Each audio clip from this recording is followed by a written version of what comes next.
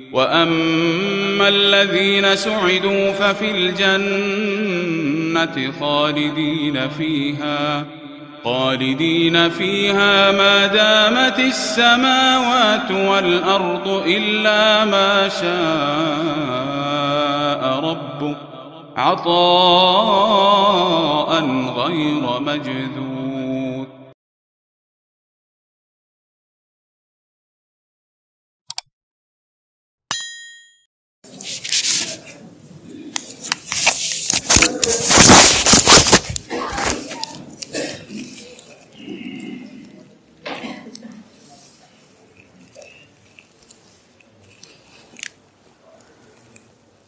بسم اللہ الرحمن الرحیم نحمده ونصلی علی رسوله الکریم اما بعد اعوذ باللہ من الشیطان الرجیم بسم اللہ الرحمن الرحیم فقلت استغفروا ربکم انه کان غفارا یرسل السماء علیکم مدرارا ویمددکم باموال وبنین ویجعل لکم جنات ویجعل لکم انہارا صدق اللہ مولانا العظیم.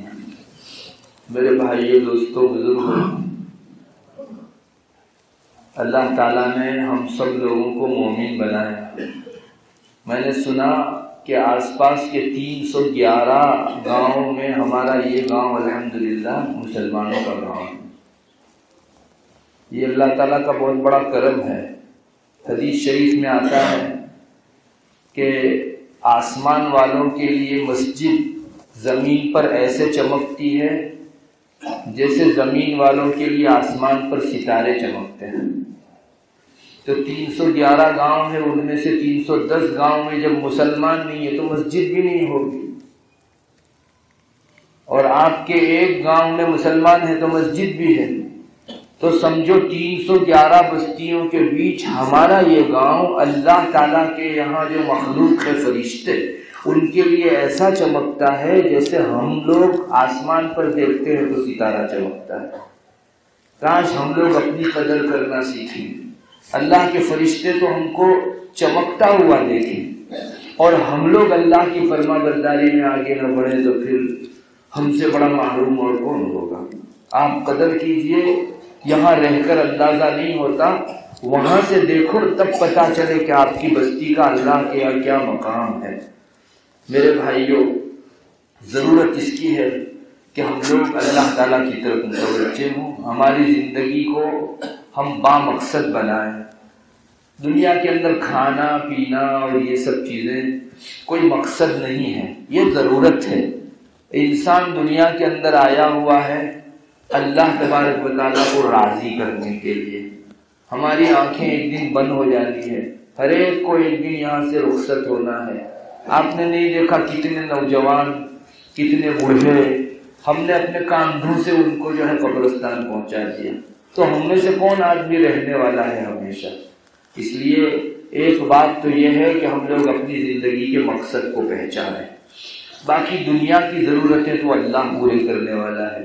310 گاؤں کے ان لوگوں کو وہ کھانا دے گا کہ جن کے دلوں میں ایمان نہیں ہے. اور کیا اللہ اپنے ان بندوں کو محروم رکھے گا جن کے دلوں میں ایمان ہے؟ اللہ کو تو اپنے بندوں سے بڑا پیار ہے. اپنے سارے ہی مومن بندے اللہ تبارک و تعالیٰ کو بہت اچھے لگتے ہیں. یہ تو دنیا کے اندر قدر نہیں ہے.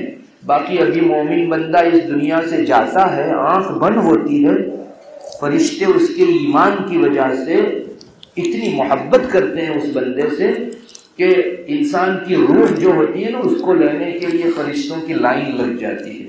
آپ نے دیکھا ہوگا اللہ کا کوئی نیک بندہ آتا ہے تو اس کا جوتا اٹھانے کے لیے یا اس کی چیز اٹھانے کے لیے لوگ تبرکن جو ہے ہاتھ پر ہاتھ دیتے ہیں. مومن کی روح کے لیے فرشتوں کی لائن رہتی ہے کہ یہ اللہ والے کی روح آ رہی ہے جس کے دل میں ایمان تھا. آپ لوگوں میں سے ہر آدمی بڑا قابل قدر ہے. کاش ہم لوگ اپنی قدر پہچاننا سیکھیں.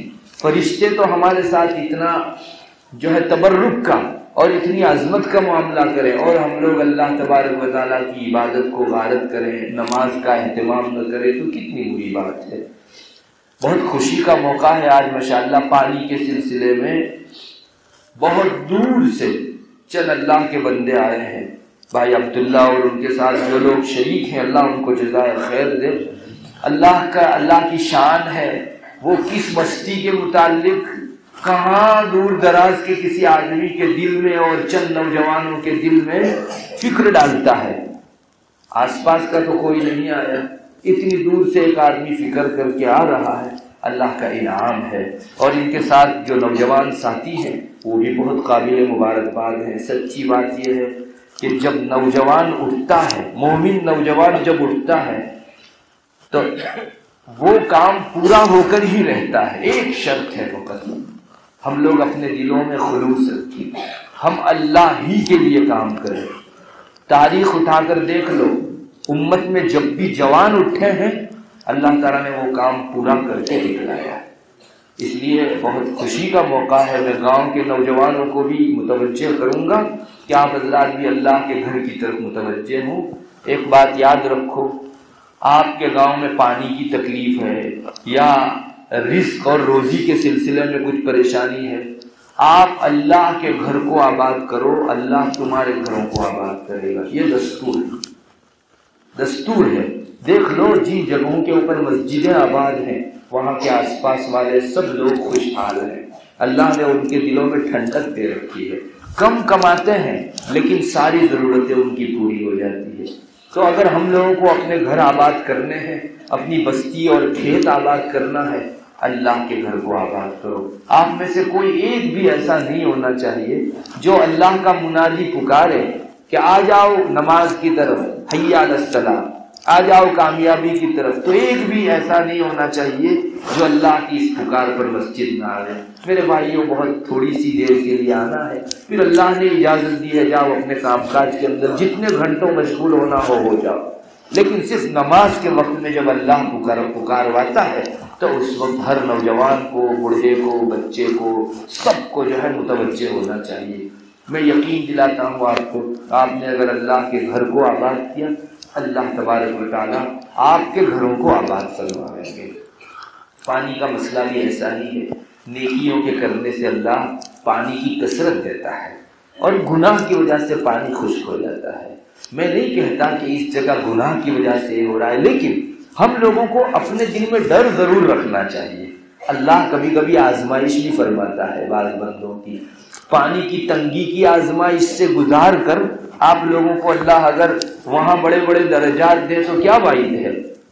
کبھی کسی کی آزمائش کسی چیز میں ہوتی ہے، کسی کی آزمائش کسی چیز میں ہوتی ہے، اللہ جس حال میں رکھے صبر سے کام لو، اور آئندہ کے لیے ایک بات طے کر لو، اللہ کی نافرمانی نہیں کرنی ہے۔ میرے بھائیوں، دنیا کے اندر برکت جو ختم ہوتی ہے نا، اس کا بنیادی سبب گناہ ہے، بنیادی سبب گناہ ہے۔ روایتوں میں آتا ہے، آپ نے بھی جانا ہوگا، حضرت آدم علیہ السلام کے اولاد تھی۔ حضرت آدم علیہ نبینا علیہ السلام کی دو اولاد میں سے ایک قابل اور ایک حابل۔ پہلے بہت اچھا محبت سے اور ایک دوسرے کا رسپیکٹ اور ادب کرتے ہوئے زمانہ چل رہا تھا، مگر ایک عرصہ آیا کہ قابل نے حابل کو قتل کر ڈالا۔ یہ دنیا میں دھرتی پر سب سے پہلا خون تھا، اس سے پہلے کبھی بھی خون نہیں ہوا تھا۔ حضرت آدم کے ایک بیٹے قابل نے حضرت آدم کے دوسرے بیٹے یعنی اپنے سگے بھائی حابل کو قتل کر ڈالا۔ علماء نے لکھا ہے کہ جب تک یہ قتل نہیں تھا اس وقت تک سمندر کا سارا پانی میٹھا تھا، کوئی شیر بکری پر حملہ نہیں کرتا تھا، درخت سارے پھلدار تھے، کوئی کانٹے دار درخت نہیں تھا، مگر قابل نے حابل کو قتل کیا تو یہ بہت بڑا جرم تھا۔ اللہ کے کسی بندے کی جان اجازت نہیں ہے کہ کوئی آدمی یوں ہی لے لے، تو اس گناہ کی نحوست سے سمندر کا پانی کھارا ہو گیا، پھولدار اور پھلدار درخت کانٹے دار ہو گئے، اور شیر نے بکری پر حملہ کرنا شروع کر دیا۔ آپ دیکھ رہے ہیں کہ ایک گناہ کی نحوست سے پوری دنیا کے اندر کتنا زیادہ فساد مچ گیا۔ ظہر الفساد فی البر والبحر بما کسبت ایدی الناس، لوگوں کی برائی کی وجہ سے، ان کے کرتوتوں کی وجہ سے پوری سرزمین کے اوپر فساد پھیل گیا۔ میرے بھائیوں، ایک گناہ کافی ہے پورے سمندر کو کھارا بنانے کے لیے. کتنا زیادہ اثر انداز ہونے والا ہوگا ایک گناہ. اس لیے گناہوں سے بچو. ہمارے گاؤں کے اندر کوئی شراب پینے والا نہ ہو، کوئی زناکاری کرنے والا نہ ہو، بد نگاہی کرنے والا نہ ہو، سود انٹرسٹ کھانے والا نہ ہو. سود انٹرسٹ آج مسلمانوں میں بہت پھیلایا جا رہا ہے. کتنے ہی لوگ بیچارے نادانی کی وجہ سے سود اور بیاج میں پڑے ہوئے ہیں. میرے بھائیوں، سود اور بیاج جو ہے نا، وہ ایک ایسی برائی ہے جس کی وجہ سے پانی سوکھ جاتا ہے. یہ روایتوں میں آیا ہے. چنانچہ ایک روایت ہے، اگر کوئی قوم انٹرسٹ اور سود اور بیاج کے اندر داخل ہوتی ہے تو اللہ تعالیٰ ان کو قحط سالی میں مبتلا کر دیتے ہیں. قحط سالی کا مطلب دکاڑ کا مطلب پانی کا نہ ہونا. بارش ہی نہیں برستی یا برستی ہے تو پانی کام نہیں آتا انسان کو. اس لیے بہت سارے ایسے گناہ ہیں جن کے کرنے کی وجہ سے انسان اللہ تعالیٰ کی رحمت سے محروم ہو جاتا ہے. اور نیکی کرو، بھلائی کرو، عبادت کرو، انہی چیزوں میں اللہ برکت رکھ دیا کرتا ہے. بہت برکتیں ہوتی ہیں اور سب چیزوں کے مزے بھی بہت اعلیٰ درجے کے ہو جاتے ہیں. سب پھلوں کے رنگ بھی بہت اعلیٰ درجے کے ہو جاتے ہیں اور اس کی سائز بھی بڑھ جایا کرتی ہے. امام مالک رحمۃ اللہ علیہ بہت بڑے امام گزرے ہیں. وہ فرماتے ہیں کہ میں نے بادشاہ کے خزانے کے اندر گیہوں کا ایک دانہ دیکھا ہے.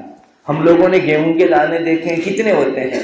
انگلی کے پوروے جتنے. زیادہ سے زیادہ بڑا اگر ہوگا تو شاید یہ انگلی کے پوروے جتنا ہوگا. آپ نے اتنا بڑا جو ہے کبھی گیہوں کا دانہ دیکھا؟ امام مالک رحمۃ اللہ علیہ فرماتے ہیں کہ میں نے بادشاہ کے خزانے کے اندر ایک کھجور کی گٹھلی جتنا بڑا دانہ دیکھا ہے. یعنی پرانے زمانے میں جب گناہ کم تھے تو اللہ تعالیٰ گیہوں کی سائز اتنی بڑی کیے ہوئے تھا، مگر جب گناہ بڑھے تو پھر سائز چھوٹی چھوٹی ہوتی گئی اور اتنا مختصر سا دانہ رہ گیا. اور یہ دستور ہے دنیا کا. اللہ خوش ہوتا ہے تو سب چیزوں کے اندر اضافہ دیتا ہے. رسول اللہ صلی اللہ علیہ وسلم کی حدیث میں آتا ہے قیامت سے قریب جب حضرت عیسیٰ علیہ نبینا علیہ السلام دنیا میں تشریف لائیں گے اور انصاف اور عدل کا ماحول قائم ہو جائے گا، اتنی برکتیں ہوگی. حدیث شریف میں آتا ہے انسان تمنا کرے گا کہ کاش اور چند سال جی لوں، زیادہ مجھ کو جینے کا مزہ آئے. یہ دنیا ہی جنت نشان بن جائے گی. عدل و انصاف کی وجہ سے، نیکی اور بھلائی کی وجہ سے ہر آدمی دوسرے کا ادب کرے گا، کسی پر ظلم نہیں ہوگا. یہ حدیث شریف میں ہے کہ انسان کے جی چاہے گا کہ میں دنیا کے اندر رہوں. اس زمانے میں جب نیکیاں بڑھ جائے گی اور گناہ کم اور ختم ہو جائیں گے، حدیث شریف میں آتا ہے اس زمانے میں ایک انار ہوگا. انار کتنا بڑا انار ہوگا؟ اتنا کہ اس کے سائے کے نیچے آپ لوگ جو ہے بیٹھ سکیں. آپ نے زیادہ سے زیادہ کتنا بڑا انار دیکھا ہوگا؟ اتنا بڑا، یا چلو اتنا بڑا، لیکن اتنا بڑا انار آپ نے دیکھا کہ اس کے سائے کے نیچے چھتری کی طرح آپ بیٹھ سکے. یہ کوئی میں اور کوئی دوسرا نہیں بول رہا ہے، رسول اللہ صلی اللہ علیہ وسلم کے کلام میں یہ بات ہے کہ اتنا بڑا انار ہوگا اس زمانے میں، سائز اتنی بڑی ہوگی کہ اس کے سائے کے نیچے لوگ جو ہے بیٹھ سکیں گے. کیا اندازہ ہے؟ کیا یہ کسی ٹیکنالوجی کی وجہ سے ہوگا؟ جی نہیں، نیکیوں کے بڑھنے کی وجہ سے اللہ تعالیٰ برکتیں عطا فرما دیں گے. یہ انار کا دانہ بڑھتے بڑھتے اتنا بڑا ہو جائے گا کہ لوگ جو ہیں اس کے سائے تلے سایہ حاصل کر سکیں. روایتوں ہی میں آتا ہے کہ ایک بکری کا بچہ پوری برادری کو کافی ہو جائے گا.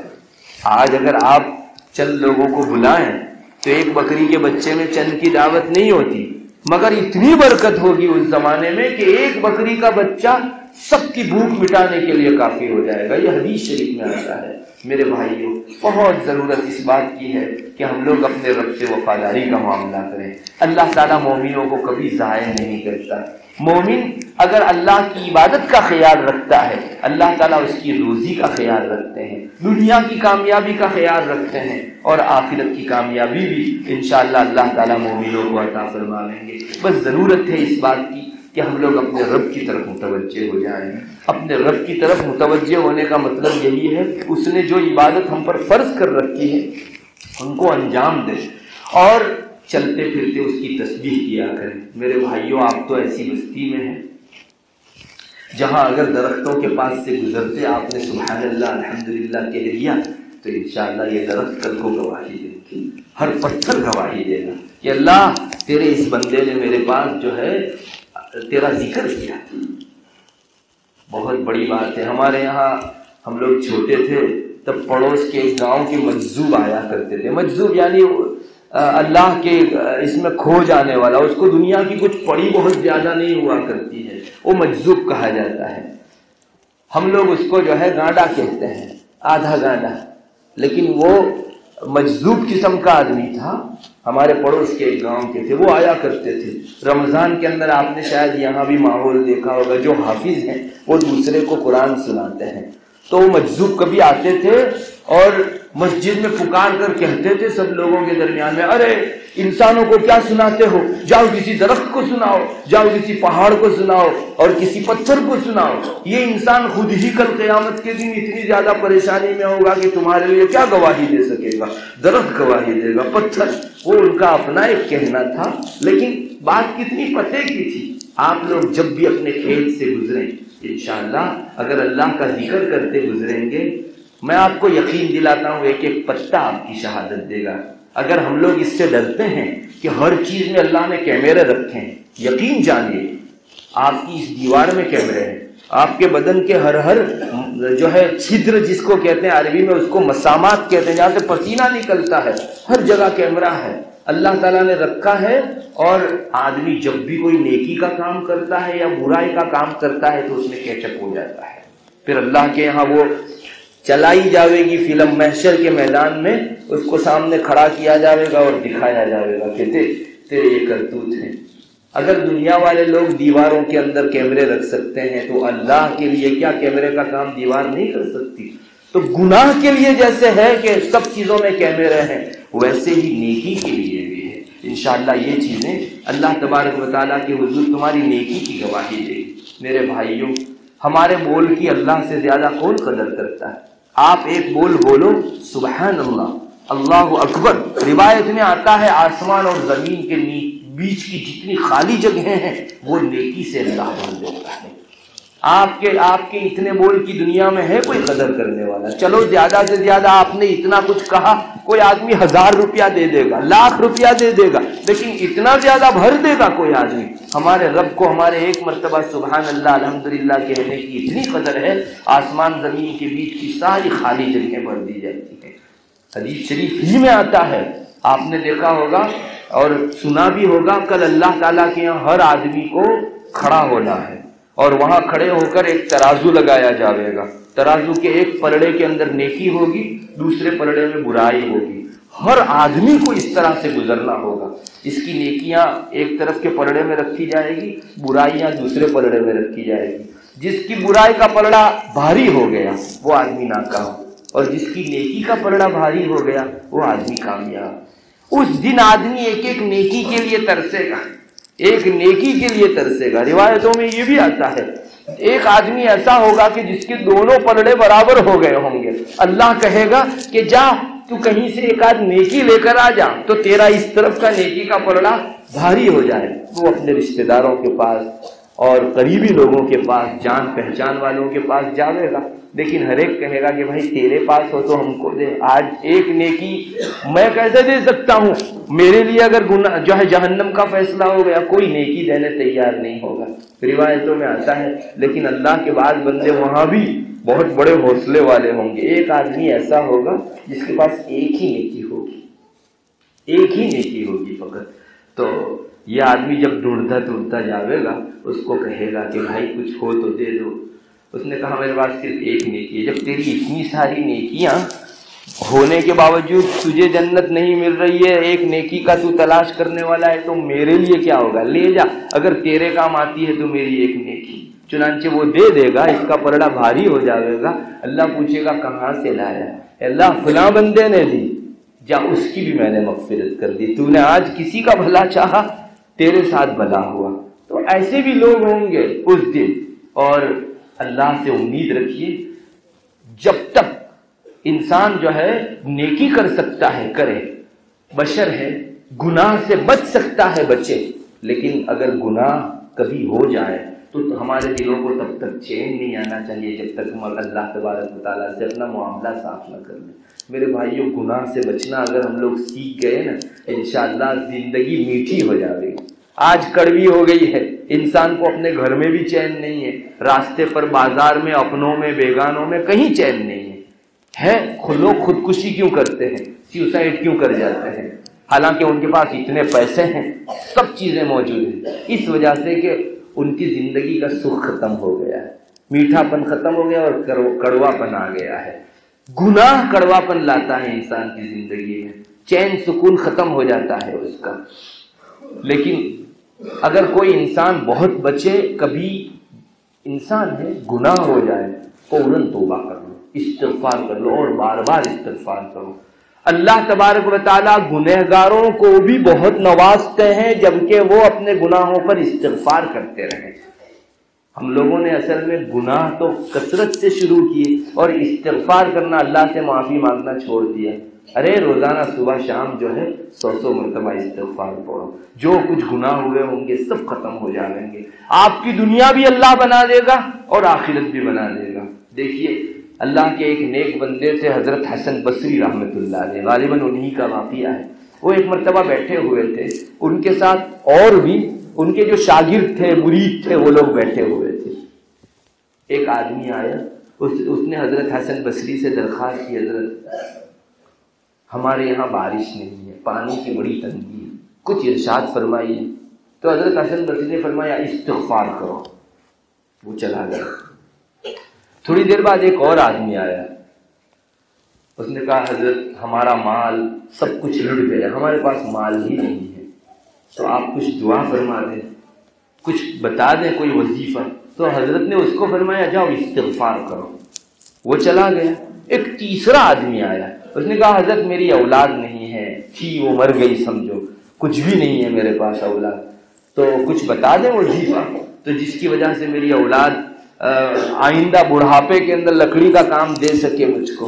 تو حضرت نے فرمایا استغفار کرو۔ وہ چلا گیا۔ ایک چوتھا آدمی آیا، وہ کہہ رہا تھا کہ حضرت ہمارے کھیت سب سوکھ گئے، پانی ہی نہیں ہے درمیان میں، اور فصل ساری کی ساری سوکھ کے ختم ہو گئی، تو کچھ علاج بتاؤ۔ حضرت نے فرمایا استغفار کرو۔ وہ بھی چلا گیا۔ اب 4 الگ الگ شکایتوں کو لے کر لوگ آئے اور سب کو ایک علاج بتایا، تو آس پاس کے لوگوں کو بڑا تعجب ہوا، حضرت سب کی بیماری الگ الگ اور دوا ایک، آپ نے سب کو ایک ہی بات ذکر فرمائی استغفار کرو، کیا ہر دوائی کی ایک ہی، ہر بیماری کی ایک ہی دوائی ہے؟ تو حضرت نے فرمایا جی، اللہ کہتا ہے فَقُلْتُ اسْتَغْفِرُوا رَبَّكُمْ، میں نے جو شروع میں آیت پڑھی، یہ حضرت نوح علیہ نبی علیہ السلام کا قول، ایک بہت بڑے جلیل القدر پیغمبر، ان کا قول اللہ نے نقل کیا ہے۔ حضرت نوح فرماتے ہیں کہ میں نے اپنی قوم کو کہا استغفروا ربکم، اپنے رب سے استغفار کرو، گناہوں کی معافی مانگو، انہ کان غفارا، اللہ بڑا مغفرت فرمانے والا ہے۔ اور گناہ کی معافی مانگنے کے نتیجے میں آپ کو کیا فائدہ حاصل ہوگا؟ یرسل السماء علیکم مدرارا، تمہارے اوپر موسلادھار بارش برسائے گا۔ دیکھو میں نے پہلے کو کہا تھا، جس نے شکایت کی تھی کہ ہمارے یہاں بارش ہی نہیں ہے، اللہ فرماتا ہے کہ استغفار کرو، اللہ موسلادھار بارش برسا دے گا۔ تو اس کا علاج تو اس میں ہو گیا۔ وَيُمْدِدْكُمْ بِأَمْوَالٍ، اور تمہاری مدد کرے گا مال کے ذریعے سے۔ اگر کسی کے پاس مال نہیں ہے، استغفار کرنے کی برکت سے اللہ کہتا ہے کہ مال آ جائے گا۔ تو دوسری بیماری کا علاج بھی تو استغفار ہی میں ہے۔ اور تیسرے آدمی کی اولاد نہیں تھی، اولاد بھی استغفار کی برکت سے حاصل کی جا سکتی ہے۔ چنانچہ خود قرآن میں آگے ہے وَيُمْدِدْكُمْ بِأَمْوَالٍ وَبَنِينَ، تم کو اللہ تعالیٰ اولاد عطا کرے گا اگر تم استغفار کرتے رہو گے۔ وَيَجْعَلْ لَكُمْ أَنْهَارًا، تمہارے کھیت اگر سوکھ گئے ہیں تو درمیان کی ساری نالیوں کو بھی وہ استغفار کی برکت سے بہا دے گا۔ میرے بھائیوں، ہم لوگ گناہ کرتے ہیں، ایک تو گناہ جب تک ہو سکے نہیں کرنا چاہیے، بے تحاشا گناہ کرنا ایک بہادری ہے اللہ کے سامنے، لیکن چلو گناہ ہو جاتے ہیں تو استغفار بھی نہیں کرتے۔ استغفار کر لو، اللہ آخرت کی بھی بگڑی بنا دے گا اور دنیا کے اندر بھی آپ کو ضائع نہیں کرے گا۔ یہ قرآن کریم کی آیت ہے، اور ہر نبی نے، آپ قرآن اٹھا کر دیکھ لو، ہر نبی نے اپنی قوم کو استغفار ضرور کہا ہے۔ قرآن کریم کی ہر جگہ نبیوں کا جہاں حال ذکر کیا ہے، ہر ایک نبی نے کہا ہے کہ تم استغفار کرو، توبوا الیہ واستغفروا۔ بہرحال اگر ہم لوگ استغفار کریں گے اللہ کے حضور، اللہ آپ کو کبھی ضائع نہیں کرے گا، برکتوں سے تمہارے گاؤں کو بھر دے گا انشاءاللہ۔ اس لیے اتنا کام کرنے کی ضرورت ہے، اللہ کے ہو جاؤ، اللہ تمہارا ہو جائے گا۔ تم اللہ کی مدد کرو، اللہ تمہاری مدد کرے گا۔ ان تنصروا اللہ ینصرکم ویثبت اقدامکم۔ اور تم لوگ اگر اپنی بستی کے اندر اللہ کی نیکیوں اور عبادتوں کا ماحول بناؤ گے، اللہ تمہاری حفاظت کرے گا۔ 310 بستیوں کے حوصلے پست اور تمہارے حوصلے بلند ہوں گے۔ اور اگر گناہ کرو گے، گناہ سے ہوا اکھڑ جاتی ہے، انسان ڈھیلا پڑ جاتا ہے، ساری بستیوں کا رعب اس کے اوپر آ جاتا ہے۔ گناہ کی بے برکتی اتنی ہے کہ تب معمولی لوگوں سے انسان مومن ڈرنے لگتا ہے۔ جب اللہ کے دین کا دامن مومن چھوڑ دیتا ہے تو اتنا بے بس ہو جاتا ہے۔ آپ کو معلوم ہونا چاہیے، پچھلے دنوں میں تاریخ میں آتا ہے کہ تاتاریوں نے بغداد وغیرہ کے اندر بہت فساد مچایا تھا، مسلمانوں کی نعشوں کے پشتے پڑے ہوئے تھے، اتنا مارا مسلمانوں کو تاتاریوں نے۔ مسلمانوں نے جب سے اللہ کی فرما برداری چھوڑ دی اور ظلم کرنا شروع کیا، اللہ تعالیٰ نے تاتاری قوم کو ان پر مسلط کر دیا تھا۔ اتنے زیادہ مسلمانوں کو کاٹا مارا گیا کہ نہ پوچھئے بات، ہر گلی کے اندر مسلمانوں کا خون بہتا تھا۔ یہ تاتاری لوگ تھے۔ اللہ تبارک و تعالیٰ کی نافرمانی جب مسلمانوں نے کی تو اللہ تعالیٰ نے مسلمانوں کو بزدل بنا دیا۔ لکھا ہے کہ مسلمان اتنے بزدل ہو گئے تھے کہ 30-32 مسلمانوں کا ایک ٹولہ کبھی جا رہا ہوتا تھا، تاتاری کی ایک عورت کہتی سب لوگ یہیں کھڑے رہو، میں ابھی چھری اور چاقو لے کر آتی ہوں۔ کسی کی مجال نہیں تھی 30-32 مسلمانوں میں سے کہ اس عورت کو، خاتون کو کچھ کہہ سکے، یہاں سے بھاگ نکلے یا اس پر حملہ کر سکے۔ اتنے بزدل ہو، وہ آتی اور ایک ایک کر کے 3200 کو مار ڈالتی۔ سب جو ہے ڈھا پڑتے نیچے، اور کسی کی مجال نہیں تھی، بس نہیں تھا کسی کا کہ وہ اس خاتون کے سامنے آواز اٹھا سکے۔ اللہ کی نافرمانی کی وجہ سے اندر ڈھیلا پڑ جاتا ہے، آدمی بزدل بن جاتا ہے۔ ایک خاتون 30 آدمیوں کو بڑی ٹھنڈک سے قتل کر دے اور کوئی ایک بھی مدافعت نہ کر سکے، کتنی بزدلی ہوگی۔ میرے بھائیوں، اللہ کی نیکی کرنے کی وجہ سے، فرما برداری کرنے کی وجہ سے، گناہوں سے بچنے کی وجہ سے اندر میں طاقت آتی ہے۔ حضرت تھانوی رحمۃ اللہ علیہ فرماتے ہیں دنیا کے مسلمان 2 کام کر لیں تو دنیا کی کوئی سپر پاور طاقت ان کا بال نیکا نہیں کر سکتی۔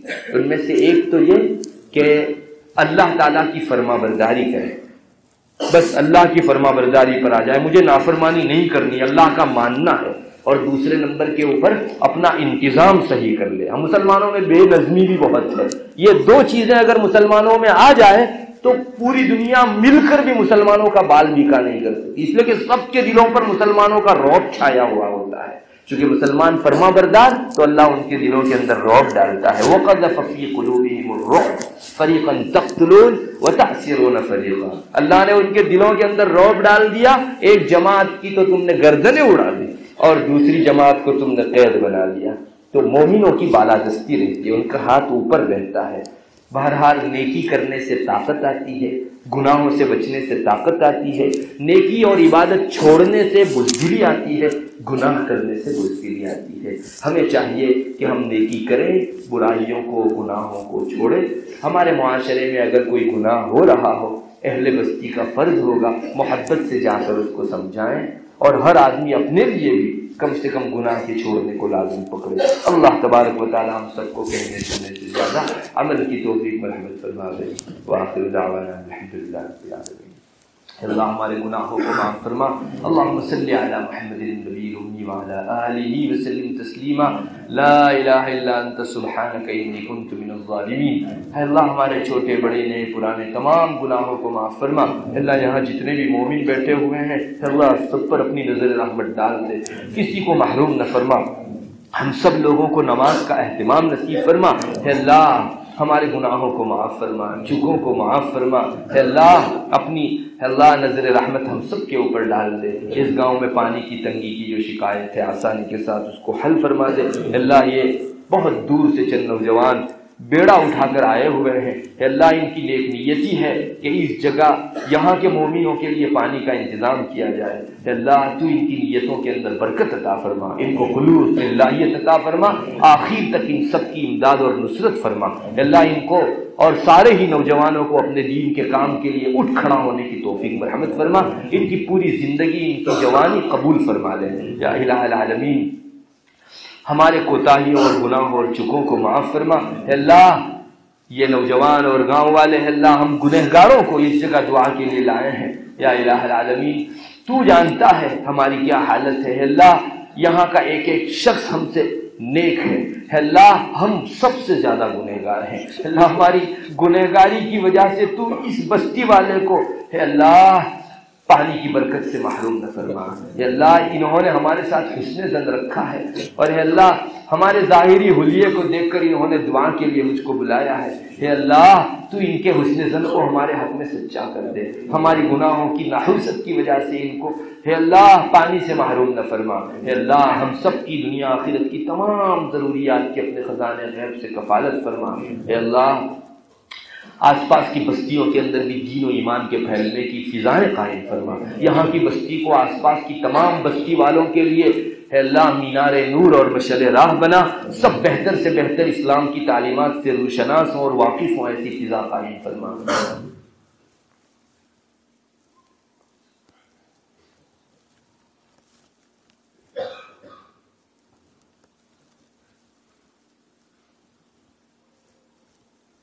اللهم إنا نسألك من خير ما سألك منه نبيك محمد صلى الله عليه وسلم، ونعوذ بك من شر ما استعاذ منه نبيك محمد صلى الله عليه وسلم، أنت المستعان وعليك البلاغ ولا حول ولا قوة إلا بالله، سبحان ربك رب العزة عما يصفون وسلام على المرسلين والحمد لله رب العالمين۔